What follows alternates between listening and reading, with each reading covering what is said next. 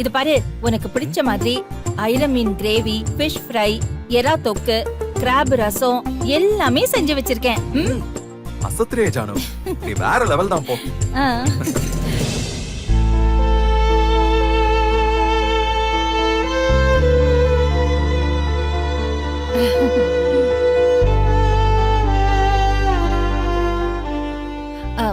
கௌதம், ம்.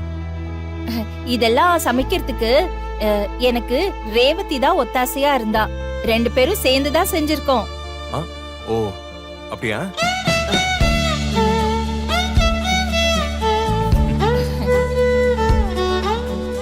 நீ சாப்பிடுப்பா.